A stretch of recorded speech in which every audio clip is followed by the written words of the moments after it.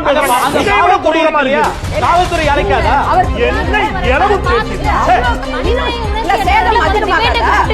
சேலம் அதிகமாகாதா? அந்த வீடியோ போட்டு காட்டுங்க. இங்க பிரச்சனை எங்க ஆரம்பிச்சு நல்லா வச்சுங்க. 13 டிசம்பர்ல தான் கரூர் இவருடைய கூட்டம். As per plan 13 December. இப்ப எதுக்கு நீங்க வந்து அதை முன் நகர்த்தி நீங்க முன்கூட்டியே கொண்டு வந்தீங்க அப்படின்னா செப்டம்பர் 17ஆம் தேதி கரூரில் முப்பெரும் விழா நடக்கும். இந்த பிரச்சனை எங்க ஆரம்பிச்சுன்னா முழுக்க விஜயனுடைய ஈகோ. என்ன நடந்துச்சுன்னா சார், திருச்சிக்கு பிறகு இவர் திருவாரூர் நாகப்பட்டினமும் போறாரு. அதன் பிறகு ஓரணியில் தமிழ்நாடு கூட்டத்தை திமுக நடத்துது. ஒரு தனியார் தொலைக்காட்சி அந்த இரண்டு கூட்டங்களையும் ஒப்பிட்டு புகைப்படங்களை சமூக வலைதளங்களில் பகிர்றாங்க. முக்கியமான ஒரு முன்னணி தமிழ் தொலைக்காட்சி இதை பகிர்கின்ற பொழுது என்ன சிக்கல் வருதுன்னா, எல்லா தொலைக்காட்சியும் இதை போட்டாங்க. சமூக வலைதளங்களில் அந்த புகைப்படங்கள் பகிரப்பட்டுச்சு. என்னன்னு பாருங்க, ஓரணியில் தமிழ்நாடு கூட்டத்துக்கும் இவருக்கு விஜய்க்கு வந்த கூட்டத்துக்கும் திருவாரூர் நாகப்பட்டினம் கூட்டத்துக்கும் என்று சொன்ன பொழுது தனக்கு கூட்டம் குறைவாக வந்ததோங்கிற ஈகோ கிளாஷ்ல இதே கரூர்ல நான் கூட்டத்தை கூட்டி காட்டுறேன் அப்படிங்கிற மனநிலை தான் இருக்கு. குறைந்தபட்ச பொறுப்பற்ற ஒருவராக அவர் இருக்கிறார். அவர் கைது செய்யப்படணும். 23ஆம் தேதி போய் பெர்மிஷன் கேட்கறீங்க, 27ஆம் தேதிக்கு உடனடியாக பெர்மிஷன் ஆகிட்டு மிக உடனடியாக கூட்டத்தை கூட்டுறீங்க. 8:45 நாமக்கல்லில் நீங்கள் பேசணும். அதான் உங்களுக்கு கொடுக்கப்பட்ட டைம். காலை 8:45 சார். திருவாளர் விஜய் அவர்கள் ஏர்போர்ட்டுக்கு எத்தனை மணி வந்தாருமா? சென்னை ஏர்போர்ட்டுக்கு 8:50. மனுஷனா நீங்க? நான் கேட்கிறேன், கடினமான வார்த்தையால் தான் மன்னிக்கணும். அவை அங்க காத்திருக்கிறவெல்லாம் மனுஷன் இல்ல, அவனுக்கெல்லாம் சுயமரியாதை இல்ல. 8:45 நாமக்கல்ல இருக்க வேண்டியவர் 8:50 சென்னை விமான நிலையத்தில் இருக்கிறார். 10 மணிக்கு திருச்சி விமான நிலையம் சார். 8:45 இவர் நாமக்கல்ல போய் பேசும்போது மணி என்ன தெரியுமா? 2:45. 6 மணி நேரம்.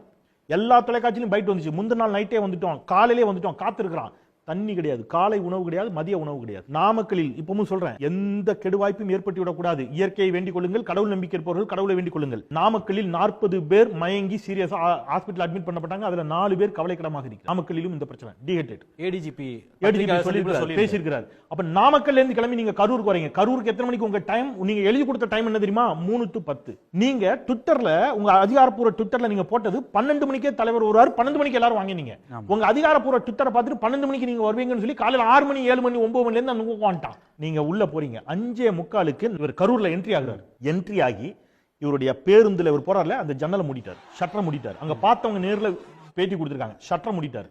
ஷட்டரை மூடிட்டு அந்த கூட்டம் நடக்கிற இடம் போற வரைக்கும் இவர் தன்னுடைய முகத்தையே காட்டல. அப்ப அங்க இருந்த கூட்டம் எல்லாம் எங்க நகர்றாங்க? இவரை பார்க்கணும். கூட்டம் இருக்கிற இடத்துக்கு நகர்றாங்க. கூட்டத்தை காட்ட வேண்டும் என்பதற்காக திட்டமிட்டு செய்த சதி இது. நான் பகிரங்கமா குற்றம் சாட்டுறேன்.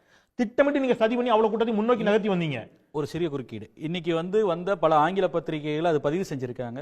வடக்கிலிருந்து வரக்கூடிய ஆங்கில பத்திரிகைகள் கூட இந்த அந்த லைட் ஆஃப் பண்ணிட்டு கருப்பு கண்ணாடியை மூடினதுக்கு பதிலாக திறந்து வைத்து லைட் ஆன் பண்ணியிருந்தா பல பேர் வரந்திருக்க மாட்டார்கள், சந்தித்துட்டு போயிருக்க மாட்டாங்க. நீங்க அங்க வந்தீங்க. அங்கேயும் இன்னைக்கு டிஎஸ்பி சொன்னதை ஏடிஜிபி டேவிட்சன் ஆசீர்வாதம் சொல்லுகிறார். டிஎஸ்பி சொல்றாரு, சார் பஸ் இதுக்கு அப்புறம் அந்த பக்கம் போகாது, ஃபுல் கிரவுட். பஸ் போனாலே கூட்டத்தை விளக்கணும். அப்ப கூட்டம் திருப்பி நெருக்கடி வரும். 50 மீட்டருக்கு முன்னாடி நிப்பாட்டி இங்க இருந்து பேசுங்க சார்னு சொன்னதுக்கு இல்லவே இல்ல, நாங்க அந்த ஸ்பாட்ல போய் தான் பேசுவோம். நீங்க பேச போறது 3 நிமிஷம். நீங்க என்ன சாக்ரட்டிஸா அரிஸ்டாட்டில என்ன பெரிய ஆகச்சிறந்த ஒரே ஆட்சியில போறீங்களா? அந்த இடத்துக்கு போய் தான் நீங்க பேசுவீங்களா? ஏன் 50 மீட்டருக்கு முன்னாடி நீங்க பேச மாட்டீங்க? 50 மீட்டருக்கு முன்னாடி பேசுங்க என்று காவல்துறை அறிவுறுத்திய பிறகும் மாட்டேன்னு சொல்லிட்டு அந்த பஸ் உள்ள போகுது. உள்ள போய் சார், சின்ன பிள்ளை கூட இப்படி விளையாடாது சார். எல்லாரும் அரசியலா பேசலாம், ஆனா யாரும் இப்படி பண்ண மாட்டாங்க. எந்த அரசியல் கட்சி தலைவரும் இப்படி பண்ண மாட்டாங்க. ஹெட்லைட் ஆன் பண்ணி ஆஃப் பண்ணி ஆன் பண்ணி ஆஃப் பண்ணி முன்னாடி லைட்டை போட்டு என்ன சிஎம் சார் தெரியுதா? என்ன இது? என்ன நீங்க அறிய பொலிட்டிஷியன் சொல்றேன், தப்பா எடுத்துக்காதீங்க. ஒரு நேஷனல் மீடியா சீனியர் ஜர்னலிஸ்ட் கழுத்துல துண்ட போட்டு ஒரு பையன் இழுத்து ஆடினா தெரியுமா?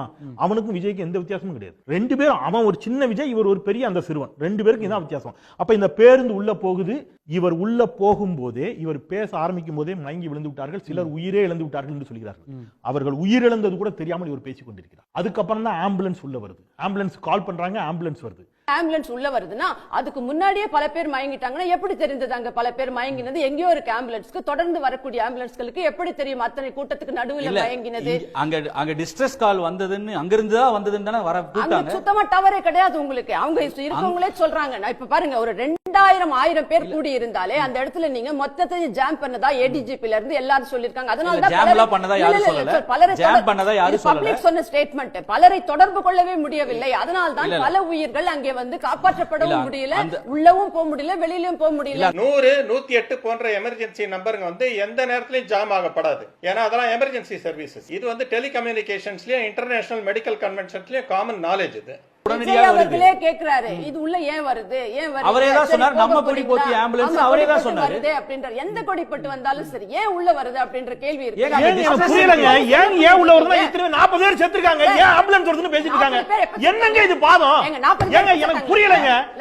என்னங்க இது? அது போன்ற ஒரு நிலையில மயங்கி ஆம்புலன்ஸ் வராம என்ன செய்யும்? கொத்து கொத்தா விழுந்துட்டா ஒரு அவசர ஏன் நிலையில ஆம்புலன்ஸ் ஆம்புலன்ஸ் வராம என்ன செய்யும்? இல்ல இருங்க ஒரு நிமிஷம். இல்ல, நீங்க ஒரு கட்சியினுடைய என்ன மாதிரியான நிலைப்பாடு? இருங்க, என்ன பேச சொல்லிருக்கீங்க? இது டைம் 40 பேர் நேத்து செத்துட்டாங்களா? இல்ல நான் அதான் கேக்குறேன். சாகர் செத்ததுக்கு அப்புறம் தான் செத்ததுக்கு அப்புறம் ஆம்புலன்ஸ் ஆம்புலன்ஸ் வருமா? ஒரு தேவை இருக்க போது ஆம்புலன்ஸ் வரும். ஆம்புலன்ஸ்க்கு என்னங்க பேசுறீங்க? ஏங்க முதல்ல ஆம்புலன்ஸ் கூப்பிட்டதே அங்க கேட்டா இருக்கக்கூடிய மக்கள் தானே. மனிதநேயமே இல்லாம பேசுறாங்க. அங்க விஜய் கூட காவல்துறை கொடூரமா இல்லையா? இருக்குது. காவல்துறை அழைக்காதா? அவர் பேசிட்டு இருக்காருங்க, உள்ள என்ன நடக்குதுன்னே ஏங்க தெரியாது. உள்ள மயங்கி விழுந்தாங்க. வீடியோ பாருங்க. மயங்கி விழுந்திருக்கா, போன் போய் இருக்குது. வெளியிலங்க 1/2 கிலோமீட்டர் என்ன இளவு பேசுது?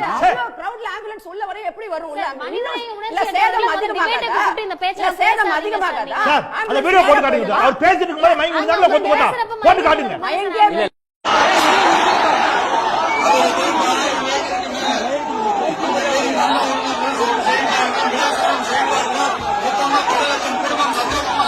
ஒரே நேரத்துல பல பேர் மயங்கியே விழுந்தாலும் ஏன் ஆம்புலன்ஸ் வருதுன்னு கேக்குறாங்க. கிரவுட்ல ஆம்புலன்ஸ் போனா இறப்பு அதிகமாகாதாங்க? அதுக்கு சரியாக பதில் சொல்ல வாதம் இல்ல. நீங்க கேட்ட கேள்விக்கு சரியான பதில் வந்து இல்ல இல்ல நீங்க கேட்ட கேள்விக்கு இல்ல